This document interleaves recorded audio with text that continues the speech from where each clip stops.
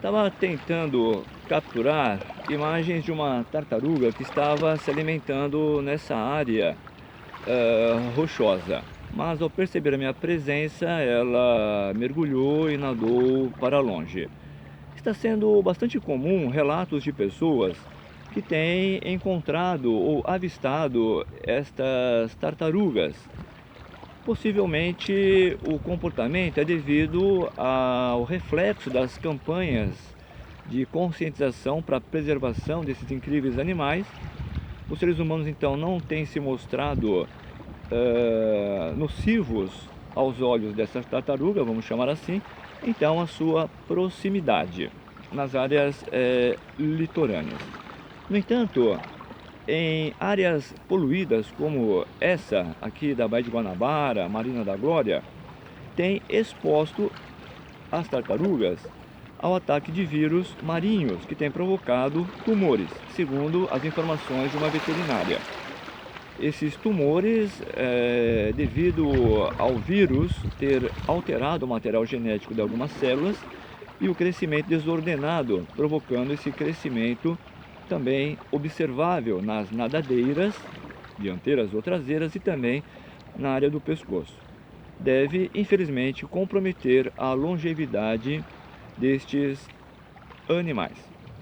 E também é certo que o que nós estamos observando são machos, pois as fêmeas nunca se aproximam das áreas litorâneas, exceto nas épocas de acasalamento, de reprodução e também da ovoposição, quando elas vão até a praia enterrarem seus ovos nos locais onde elas nasceram, seguindo dessa forma um rito, um ciclo que tem se perpetuado há alguns milhões de anos. Mas o tema deste vídeo é sobre a temperatura do corpo para os vertebrados, os peixes, os anfíbios, os répteis, aves e os mamíferos.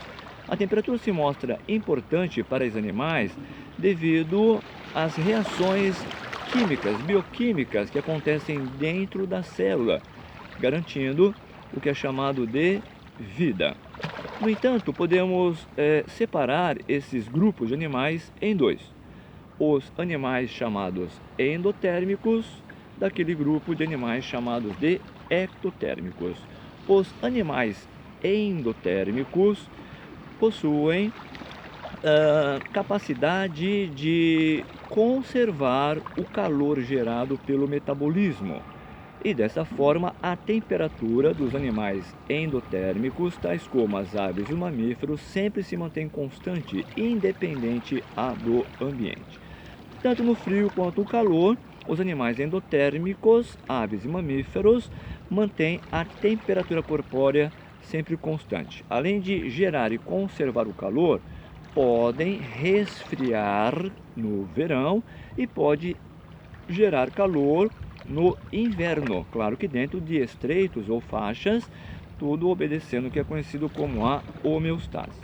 Diferente dos endotérmicos, os ectotérmicos, representados pelos peixes, pelos anfíbios e pelos répteis, apesar de gerarem calor, não conseguem conservá-lo. Portanto, a temperatura dos ectotérmicos é variável ou similar à do ambiente. A temperatura ambiente pauta a temperatura do corpo destes animais, como os peixes, os anfíbios e os répteis. E nesse caso, eles precisam de uma fonte externa para se aquecerem, para aumentarem o seu metabolismo, como é o caso daquela expressão lagarteando ou jacarezando, onde esse grupo de répteis se expõe a uma rocha previamente aquecida para aumentar o seu calor interno, para aumentar as reações metabólicas. No entanto, os animais ectotérmicos têm maior tolerância à variação da temperatura do que os endotérmicos.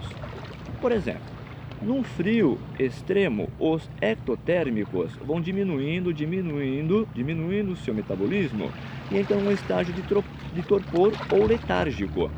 Já para os animais endotérmicos, num frio extremo, eles podem tentar gerar o calor mas se não conseguirem, infelizmente entrarão em óbito. Comparativamente, portanto, entre os ectotérmicos e os endotérmicos, os ectotérmicos mostram maior tolerância às variações da temperatura.